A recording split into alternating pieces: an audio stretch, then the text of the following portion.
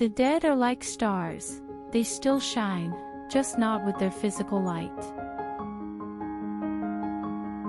Death ends a life, not a relationship. The fear of death follows from the fear of life. A man who lives fully is prepared to die at any time.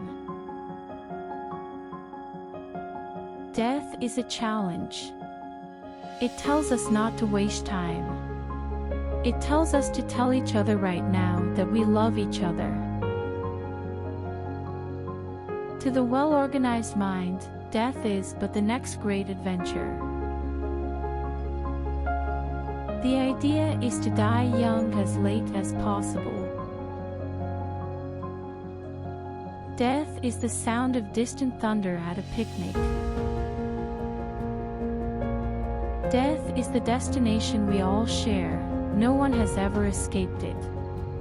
And that is as it should be, because death is very likely the single best invention of life. For life and death are one, even as the river and the sea are one. Death is not the opposite of life, but a part of it.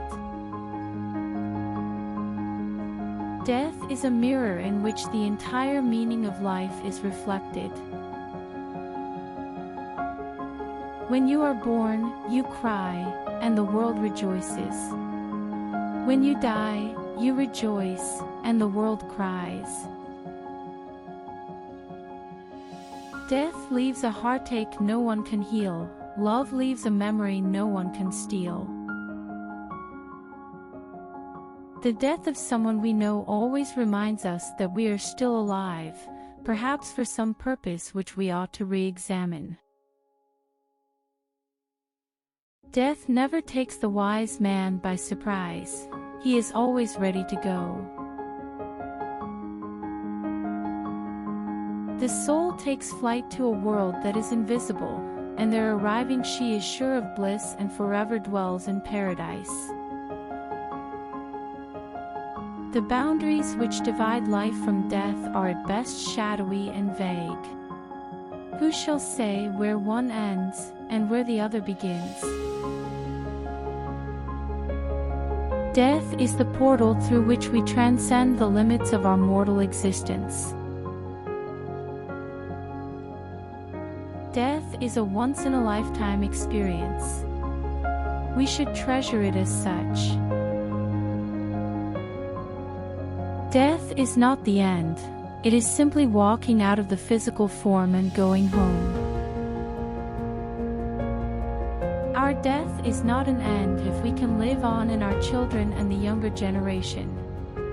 For they are us, our bodies are only wilted leaves on the tree of life. It's only when we truly know and understand that we have a limited time on earth, and that we have no way of knowing when our time is up, that we will begin to live each day to the fullest, as if it was the only one we had. It is not death that a man should fear, but he should fear never beginning to live. The dead are not dead until they are forgotten. We understand death for the first time when he puts his hand upon one whom we love. Death is nature's way of recycling humans. Death is simply a shedding of the physical body, like the butterfly shedding its cocoon. Death is a release from the impressions of the senses, and from desires that make us their puppets, and from the vagaries of the mind, and from the hard service of the flesh. Death is the golden key that opens the palace of eternity. We all die. The goal isn't to live forever, the goal is to create something that will.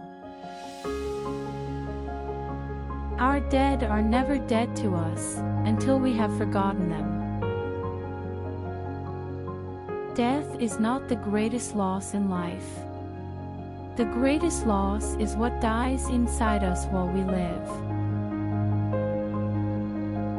Death is not extinguishing the light, it is putting out the lamp because the dawn has come. The boundaries which divide life from death are at best shadowy and vague. Who shall say where the one ends and where the other begins? The dead are like stars, they still shine, just not with their physical light. Death is the last chapter in time, but the first chapter in eternity. I'm not afraid of death because I don't believe in it. It's just getting out of one car and into another. Death is a sleep that ends our waking fears, and a waking that ends our sleep.